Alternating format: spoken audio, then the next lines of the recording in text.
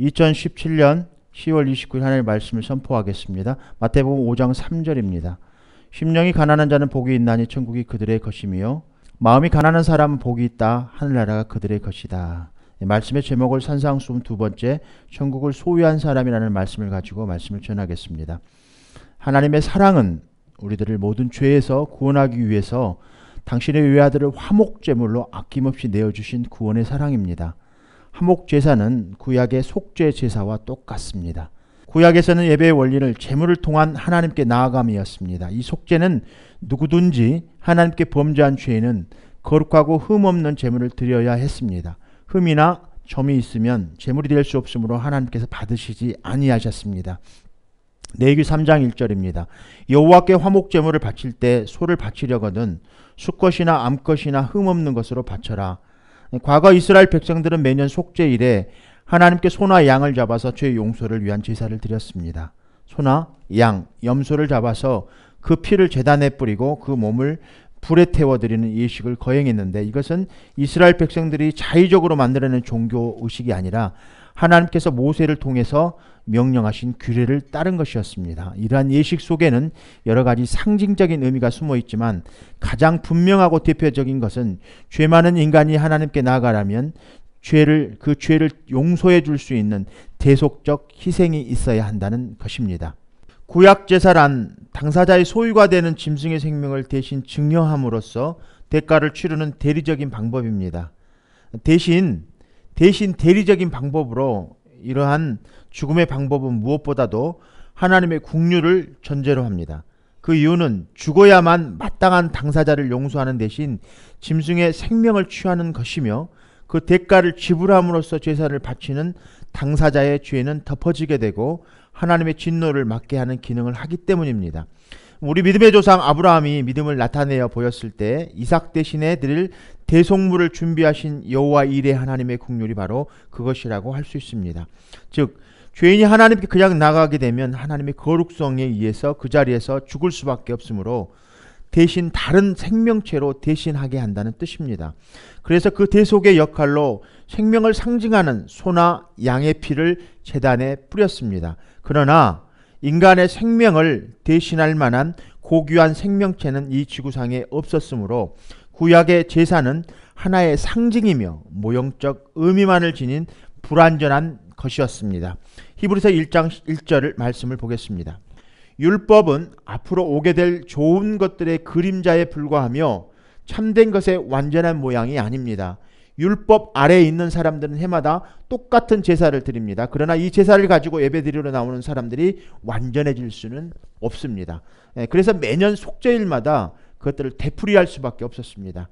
그래도 본질적인 인간의 죄는 속해지지 않았습니다. 그래서 결국 형식적인 의무만 되고 말았던 것입니다. 형식적인 의무.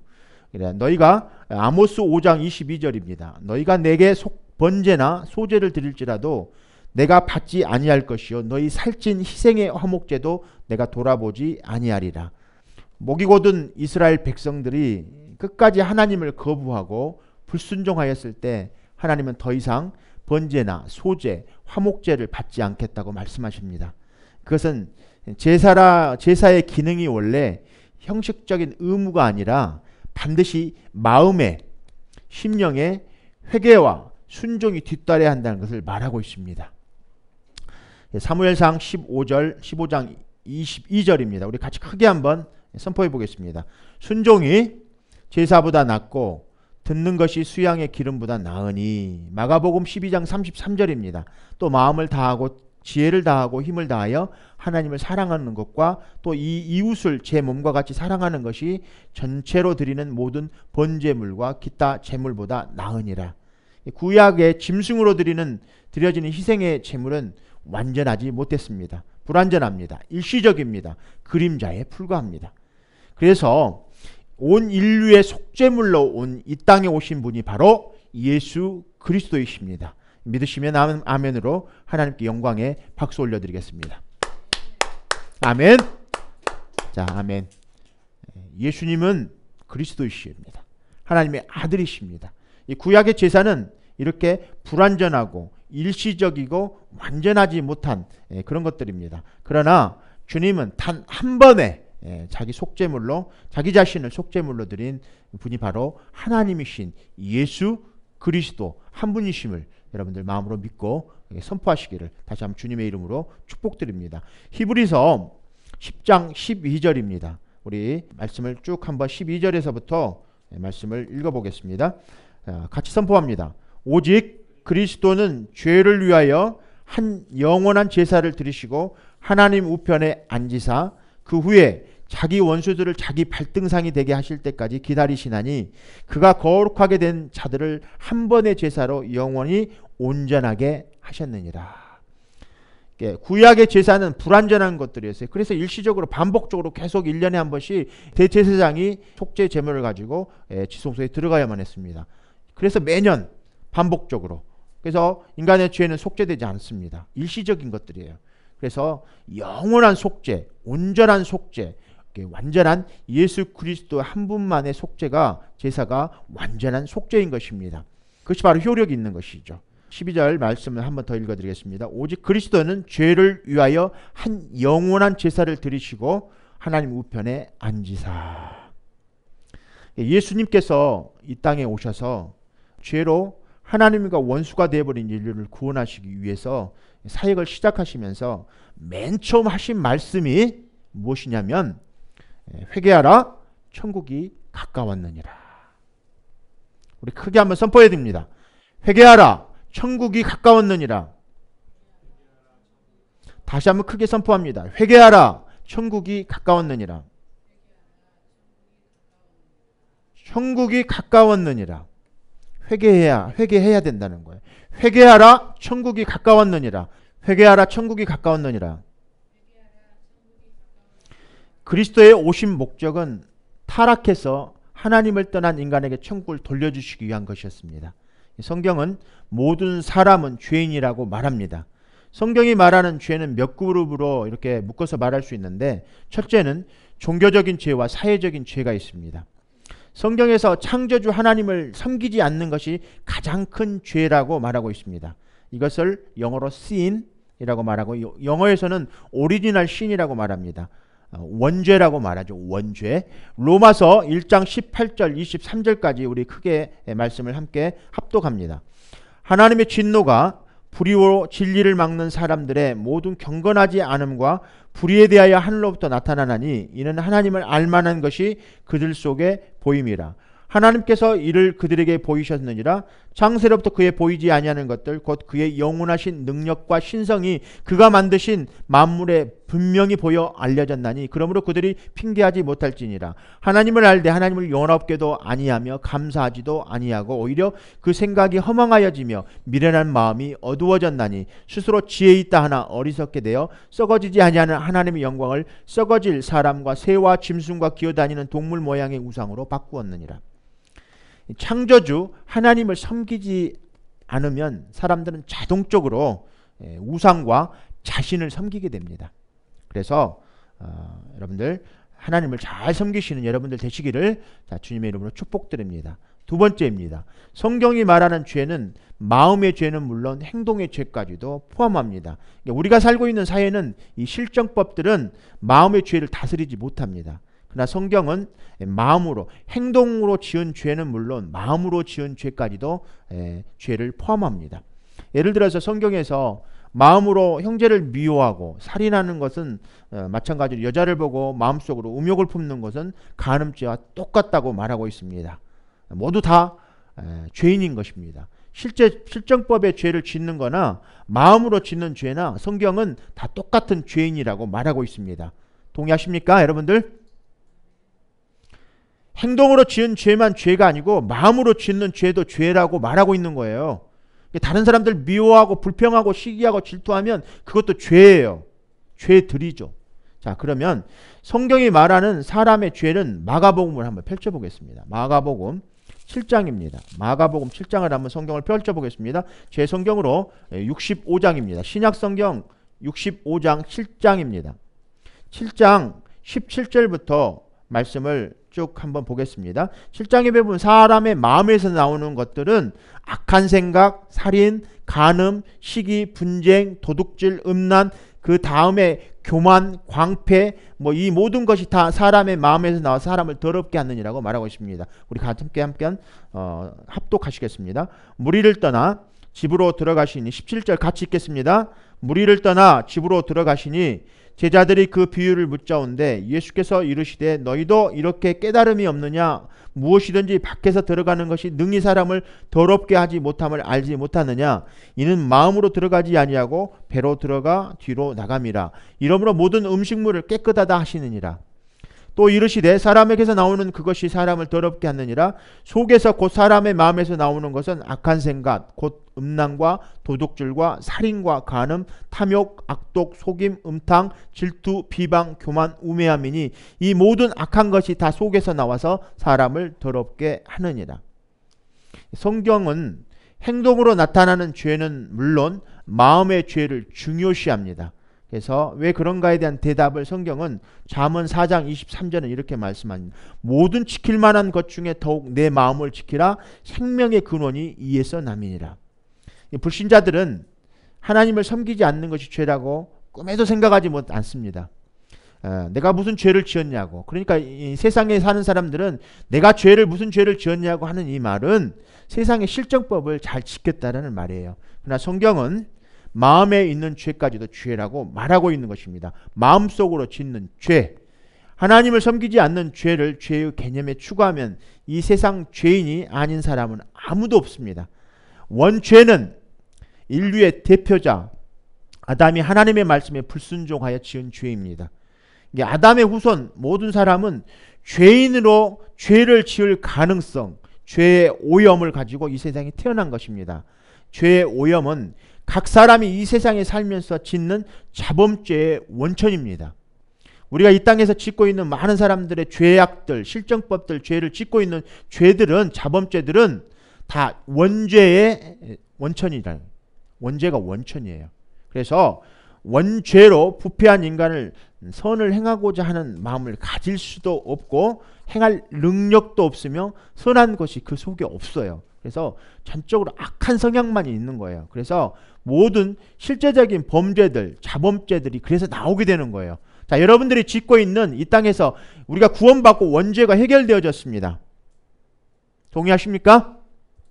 예수 믿고 원죄가 해결되어졌어요. 그런데 그 원죄의 원천으로 인해서 자범죄들을 짓게 되는 거예요. 여러분들이 짓고 있는 시기, 질투, 악한, 살인, 이 모든 것들, 마가복음 7장에 나와 있는 이 사람 속에서, 마음 속에서 나오는 것들은 악한 생각, 음란, 도덕, 살인, 간음, 탐욕, 악독, 술, 속임, 음탕, 질투, 비방, 교만, 우매함, 이 모든 악한 것이 다 속에서 나와서 사람을 더럽게 한다고 성경은 말씀하고 있습니다. 자범죄는 몸을 도구로 저지르는 외면적인 행동은 물론 원죄로부터 발생하는 모든 생각과 결심들을 다 포함하고 있습니다. 그래서 원죄는 하나입니다. 크게 한번 선포해 봅니다. 원죄는 하나입니다. 그러나 자범죄는 여러 가지예요. 자범죄는 마음에서 나오는 정욕, 악한 생각같이 내면적인 것들도 있을 수도 있고 기만이나 도적이나 간음, 살인 같은 외면적일 수도 있다는 말입니다.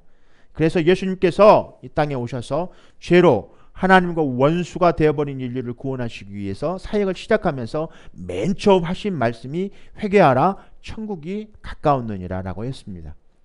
예수님께서 이 땅에 오신 목적은 타락해서 하나님을 떠난 인간에게 천국을 돌려주기 위한 것이었습니다. 그래서 예수님이 복음 전파하실 때 회개하라 천국이 가까웠느니라, 예수님의 제자를 부르실 때도 나를 따라오라, 회개하고 천국이 가까웠느니라, 회개해야 된다는 거예요. 회개하고 나를 따라오너라. 그리고 제자들은 하던 것을 다 버려두고 예수를 이제 쫓기 시작합니다. 그래서 예수님의 말씀의 사역의 근본은 천국을 그 내용으로 하고 있는 것입니다. 예수님의 말씀의 사역은 천국을 근본으로 하고 있어요. 그리고 여기서 천국을 빼버리면 예수님의 메시지는 껍데기만 남게 되는 거예요. 그럴듯한 사상체계나 또 그럴듯한 교훈집들은, 이런 것들은 교훈집은 될 수는 있지만 천국 없는 복음은 우리를 하나님께로 인도할 수 없습니다. 그래서 우리에게 천국은 가져다 주지를 못합니다. 그래서 우리는 죄에서 구원하지도 못합니다. 천국이 없는 복음, 하나님께로 인도할 수 없습니다. 천국을 가져다 주지도 못할 뿐더러 우리를 죄에서 구원하지도 못합니다. 그렇기 때문에 우리가 가지고 있는 이 신앙체계 속에 가장 뚜렷하게 추구되어야 될 내용이 바로 천국입니다. 크게 한번 선포합니다. 천국이다. 천국. 여러분들 천국을 소망하십시오. 우리가 예수를 믿으면서 천국에 갈 확신이나 소망이 없다면 제가 분명히 말하건대 우리는 100% 쓸데없는 짓을 하고 있는 거예요. 100% 쓸데없는 짓을 하고 있는 것입니다. 예수를 믿는데 천국에 갈 소망이 없다면, 확신이나 소망이 없다면, 믿음이 없다면 여러분들은 100% 거짓된 예배 드리고 있는 것입니다. 성경에서, 성경 말씀 중에서 천국에 가는 표현 중에서 제가 가장 좋아하는 말씀이 있습니다. 요한계시록 21장 4절을 한번 펴보겠습니다. 이건 성경을 한번 펴보셔야 됩니다. 요한계시록 21장 4절을 한번 펴보십시오. 제가 성경에서 천국에 대한 소망과 믿음이 생겼을 때 참 저에게 위로가 되는 말씀이었습니다.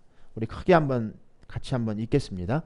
모든 눈물을 그 눈에서 씻기심에 다시 사망이 없고 애통하는 것이나 곡하는 것이나 아픈 것이나 다시 있지 아니하리니 처음 것들이 다 지나갔음이니라. 모든 눈물을 그 눈에서 씻기심에 다시 사망이 없고 애통하는 것이나 곡하는 것이나 아픈 것이 다시 있지 아니하리니 처음 것들이 다 지나갔음이니라. 그렇습니다. 고통, 고난, 슬픔들, 그리고 모든 눈물의 그침이라고 말하고 있습니다. 죽음의 완전한 중지가 있습니다. 천국을 소유한 사람들의 마음입니다. 만약 여러분들 가운데 고통이나 고난이나 슬픔이나 눈물이 아직도 있다면, 죽음이 아직도 두렵다면 여러분들은 천국을 아직 소유하지 못한 사람들입니다. 저는 성경에서 천국을 소유한 사람들은 죄를 회심한 겸손한 사람이라고 저는 봅니다. 보통 이런 사람들은 심령이 가난한 자들입니다. 천국을 소유한 사람들은 죄에 대해서 심각하게 고민하는 사람들입니다. 성령이 우리 안에 임하면 죄가 보이기 시작하는 거예요. 하나님의 말씀이 우리 안에 비춰지기 시작하면 내 속에 있는 죄들이 비춰지기 시작하는 거예요. 근데 인간들은 살아가면서 다른 사람들의 죄는 잘 봅니다. 옆 사람들 죄는 잘 봅니다. 그러나 자기 자신의 죄는 전혀 살피지를 못해요. 그래 다른 사람들을 정죄하고 심판하려고 합니다. 그러나 우리 인간들은 누가 누구를 정죄할 수 있고 심판할 수 있는 존재가 되지 못합니다. 나도 죄인이니까.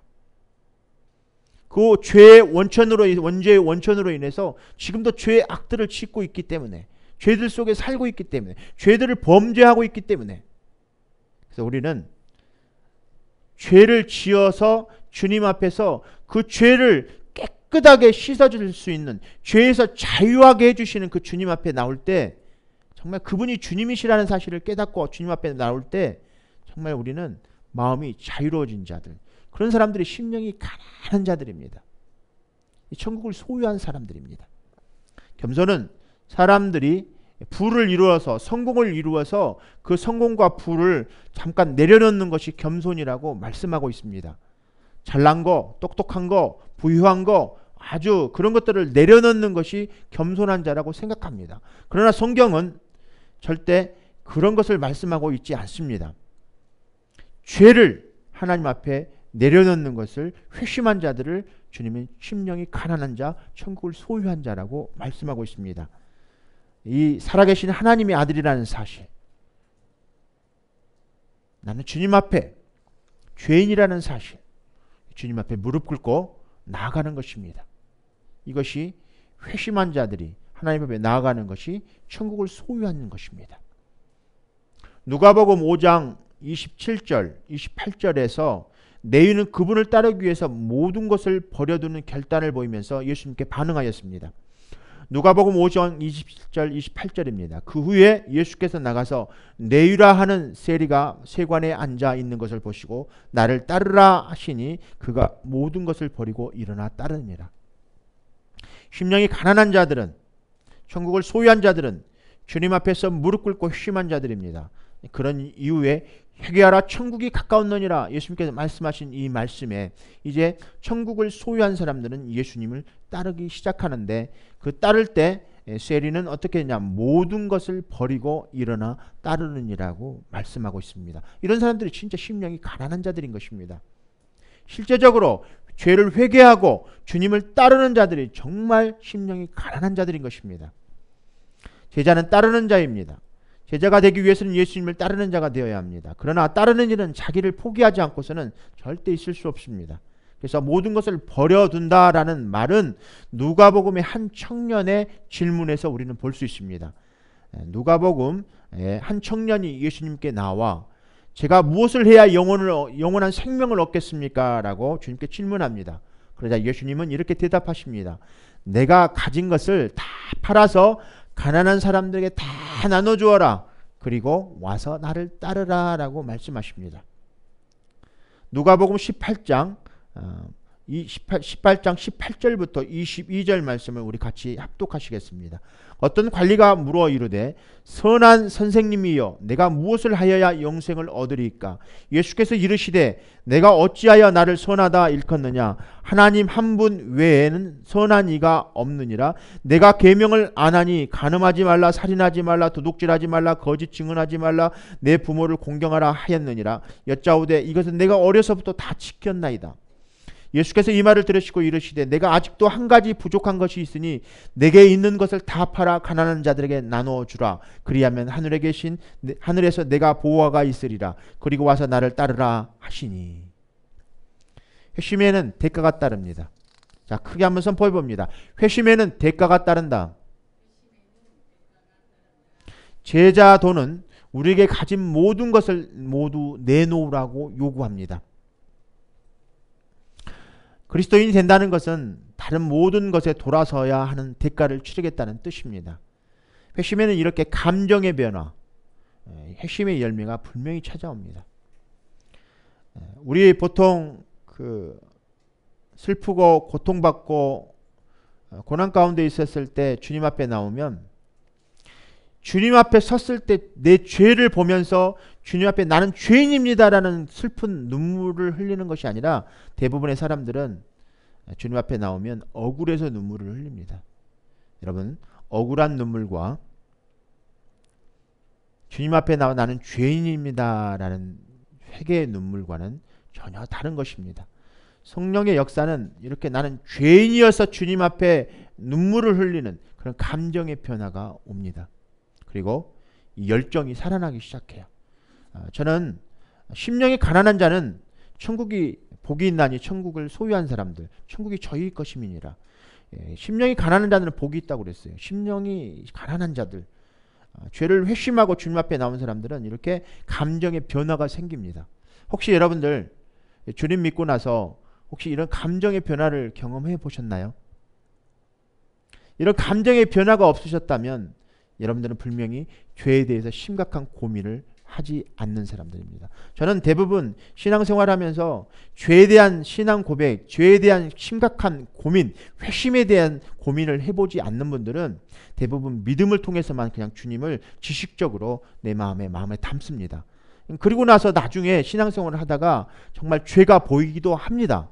그러나 아직까지 신앙생활이 그냥 주님을 그냥 하나님의 아들이여 정도라고 믿고 계신다면 여러분들은 심각한 예수님의 십자가의 복음을 아직 깨닫지 못한 것입니다. 주님을 믿는 사람들은 이렇게 감정의 변화가 오는데 정말 주님이 십자가에서 왜 죽으셨는가? 나의 죄를 위해서 죽으셨다는 이 심각한 감정의 변화가 여러분들 마음 가운데 생겨나시면 모든 것을 버리고 주님을 따르는 자가 되는 것입니다. 회심에는 열매가 분명히 있습니다. 그래서 정말 주님을 찬양하고 그리스도의 정말 아름다운 주님의 이름의 아름다움과 소중함을 깨달아서 주님을 위해 찬양하고 또한 그 구원의 길에 감사하며 정말 사랑으로 가슴이 벅차합니다. 혹시 여러분들 마음 가운데 그 주님의 이름의 아름다움과 소중함을 깨달아서 주님을 위하여 찬양하고 구원의 길에 대한 사랑으로 가슴이 벅찬 일이 혹시 있으셨나요? 만약 잃어버리셨다면 그 구원의 길을 여러분들 꼭 찾으시기를 다시 한번 주님의 이름으로 축복합니다. 저를 주목해 주십시오. 저를 주목해 주십시오. 저를 주목해 주셔야 됩니다.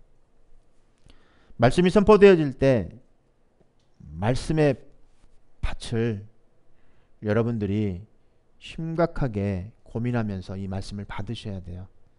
말씀이 선포되었을 때마다 이 말씀을 그냥 귀로 듣고 흘려버리시면 여러분의 마음판에 떨어지질 않습니다. 하늘로부터 말씀이 선포되어질 때 여러분의 마음판에다가 씨앗이 떨어질 수 있도록 마음판을 이렇게 귀를 쫑긋하게 귀를 기울이시고 말씀을 들으시는 여러분들 되시기를 다시 한번 주님의 이름으로 축복합니다. 여러분들 회심의 열매 무엇입니까? 거룩한 삶을 사랑하고 추구하게 되는 거예요. 경건한 삶을 추구하면서 살아갑니다.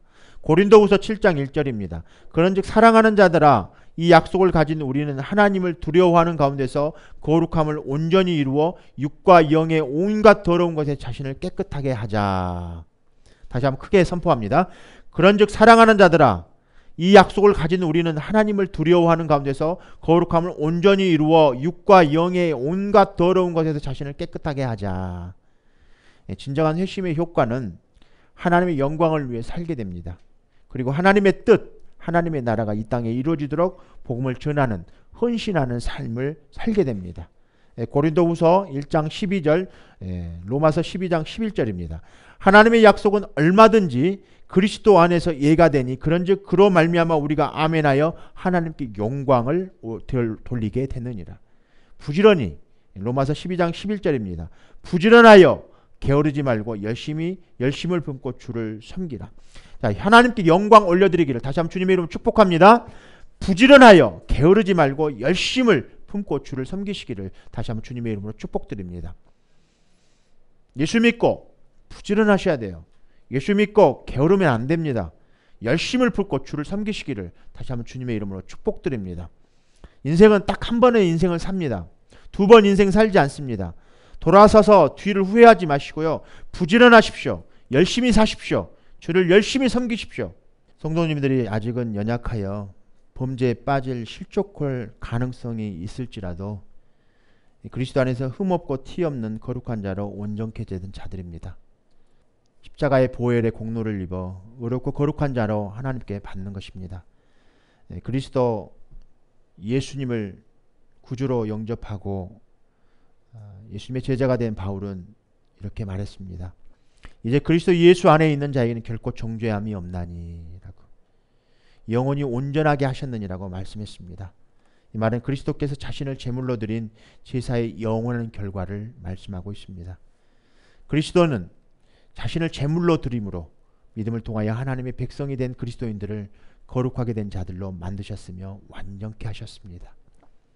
그 결과 그리스도인은 단지 외면적인 면만 깨끗하게 된 것이 아니라 내면적인 양심까지 깨끗하여졌으며 동시에 하나님 앞에 자유롭게 나아갈 수 있게 되었습니다. 천국을 소유한 사람들은 회심을 통해 외적으로나 내적으로나 마음의 양심의 심령이 가난한 사람들입니다. 회심은 죄 가득한 삶에서 하나님의 나라가 임한 것입니다. 하나님이 원하시는 삶으로 돌아서는 것을 말합니다. 하나님의 나라를 소유한 사람들은 이제 하늘나라 본향 새 하늘과 새 땅으로 들어가는 것입니다. 이 땅에 살고 있으면 육신을 가지고 살아갈 때 하나님의 나라가 하나님의 나라 통치가 우리 안에 임해 있다면 이미 천국을 소유한 자들입니다. 이제 하늘나라 그 장소적인 개념 하늘나라로 가게 되는 것입니다.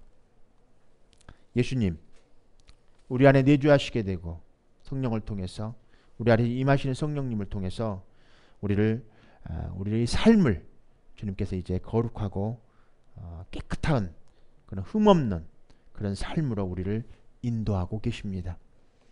이제 우리의 옛 구습들을 다 벗어버리셔야 돼요. 그리스도 예수 안에서 새로운 창조된 새 사람으로서 거룩한 삶을 위해 성령의 인도와 은혜를 온전히 여러분들 의지하시기를 다시 한번 주님의 이름으로 축복드립니다. 우리가 이 땅을 살아가면서 성도는 예수님을 통해서 거룩한 자들이 된 자들입니다. 그래서 우리가 이 땅을 살아가면서 원수가 멸망하기까지 거룩하고 의로운 삶으로 최선의 삶을 살면서 주님께 영광 올려드리기를 다시 한번 주님의 이름으로 축복드립니다. 이 말은 거룩하게 된 자들, 우리가 성화되고 있는 자들, 계속해서 성결하게 되고 있는 자들을 말합니다. 예수 그리스도의 구속은 단 한 번으로 종결되었습니다. 하지만 성도의 거룩한 삶은 단 한 번으로 이루어지는 것이 아닙니다. 계속해서 그 죄악들로 인해서 죄를 짓고 있는 자범죄들 주님 앞에 계속 나가서 회개하셔야 돼요. 예수님의 무릎 앞에 꿇어서 계속 회개하시면서 나아가는 여러분들 되시기를 다시 한번 주님의 이름으로 축복드립니다. 그러려면 성령의 말씀에 대한 공급이 계속 있으셔야 돼요. 한번 옛날에 구원받고 은혜 받았다고 그래서 그걸로 여러분의 인생의 전부 하나님의 것들을 다 소유했다고 생각하지 마시고 매일매일 하나님 말씀을 마음판에 새기시고 말씀을 읽으시고 말씀을 묵상하시고 말씀을 암송하시고 이 말씀대로 그렇게 살아가는 거예요. 그리고 여러분들이 그렇게 살아가실 때 여러분들이 거룩한 것들을 계속 주님 앞에, 거룩하지 못한 것들 다시 주님 앞에 회개하고 주님 앞에 나아가는 것입니다.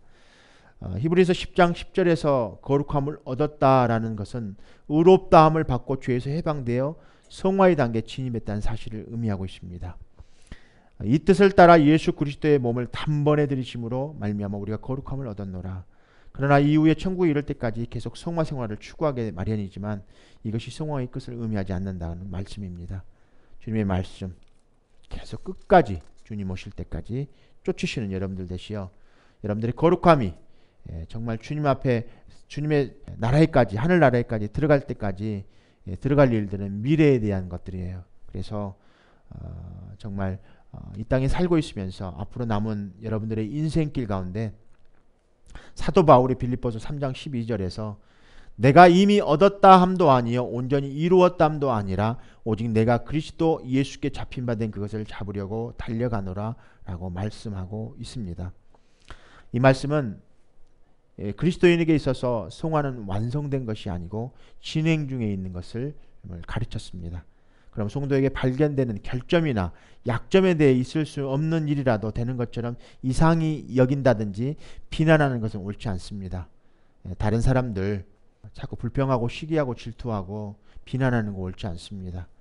예수님을 믿고 거듭나는 순간 우리는 새 생활을 시작한 어린 와이와도 같아서 수없이 자주 시행착오를 거치게 됩니다. 사랑하는 우리 주양교 성도 여러분, 예수님께 십자가에 죽으신 이유는 인간을 죄에서 구원하기 위함입니다. 그러므로 예수님을 믿는 모든 성도들을 구원해 주십니다. 날마다 예수 그리스도를 믿는 믿음으로 여러분들 주님을 닮아가는 성도들 되시기를 간절히 축원합니다. 천국을 소유한 자는 심령이 가난한 자들입니다. 심령이 가난한 자들은 복이 있다고 그랬어요. 심령이 가난한 것은 뭐 돈이 없어서 가난하고 그런 게 아니고요. 심령이 가난한 자들은 돈이 많은 자나 돈이 없는 자나 질병에 걷는 자나 또 포로된 자나 억압 가운데 있는 자나 사실 포로된 게 감옥에 있는 게 포로된 게 아니고요. 사탄의 지배 아래에 있는 게 포로된 거예요. 여러분들은 사탄의 지배 아래에서 살고 있습니다. 그런 사람들이 모든 죄의 근본이 죄 때문에 그런다고 성경은 말하고 있어요. 여러분들 죄를 주님 앞에 가지고 나오셔서 주님 무릎에 꿇으시는 여러분들 되시기를 다시 한번 주님의 이름으로 축원드립니다. 그 죄를 자유케 해주시는 분은 오직 예수님밖에는 없습니다. 마태복음 오늘 본문의 말씀이죠. 마태복음 1장을 한번 펴보겠습니다. 네, 본문 파워포인트는 없습니다. 성경을 펼쳐보겠습니다. 마태복음 1장을 한번 펼쳐보겠습니다. 마태복음 1장 18절에 19절 20절까지 말씀을 읽고 오늘 말씀을 마치도록 하겠습니다. 마태복음 1장 18절 20절까지입니다. 우리 큰 소리로 같이 읽겠습니다. 예수 그리스도의 나심은 이러하니라. 그 모친 마리아가 요셉과 종혼하고 동거하기 전에 성령으로 잉태된 것이 나타났더니 그 남편 요셉은 의로운 사람이라 저를 드러내지 아니하고 가만히 꿇고자 하여 이 일을 생각할 때 주의 사자가 현몽하여 가로되 다윗의 자손 요셉아 내 아내 마리아 데려오기를 무서워 말라 저에게 잉태된 자는 성령으로 된 것이라. 19절에 다시 한번 말씀을 봉독해 드리겠습니다. 그 남편 요셉은 의로운 사람이라 저를 드러내지 아니하고 가만히 꿇고자 하여. 여러분들, 심령이 가난한 자는 한마디로 요약하면 이렇게 요셉처럼 의로운 자라는 칭호를 받게 됩니다. 천국을 소유한 자는 이렇게 의로운 자입니다. 하나님 나라를 소유한 자는 어떤 자이냐면 하나님의 말씀이 선포되어졌을 때 자기를 드러내지 아니하고 잠잠히 주님 앞에 무릎을 꿇는 자입니다. 주님 앞에 무릎을 꿇는 자는 복종을 의미합니다. 순종을 의미합니다. 주님 앞에 조용히 무릎을 꿇는 자는 자기를 드러내지 아니하고 주님 앞에 조용히 무릎을 꿇고 주님이 말씀을 하시면 순종하겠다는 말씀입니다. 천국을 소유한 자는, 심령이 가난한 자는 복이 있다고 말씀하고 있습니다. 하나님 말씀이 선포되어질 때 하나님 말씀 앞에 무릎을 꿇으시는 여러분들 되시길 다시 한번 주님의 이름으로 축복드립니다. 예수 이름에 무릎을 꿇으시는 여러분들 되시기를 다시 한번 주님의 이름으로 축복드립니다. 나를 드러내지 아니하는 것입니다. 나의 생각을 드러내지 아니하는 것입니다. 나의 모든 것들을 주님 앞에 드러내지 아니하는 것입니다. 이건 사람들에게도 마찬가지입니다. 하나님 앞에서 드러내지 아니할 뿐더러 사람들에게도 드러내지 아니하는 것입니다. 나를 드러내지 않는 거예요. 내가 필요 없는 거예요. 이것이 바로 천국을 소유한 자들의 심령이 가난한 자들이라고 말하고 있습니다.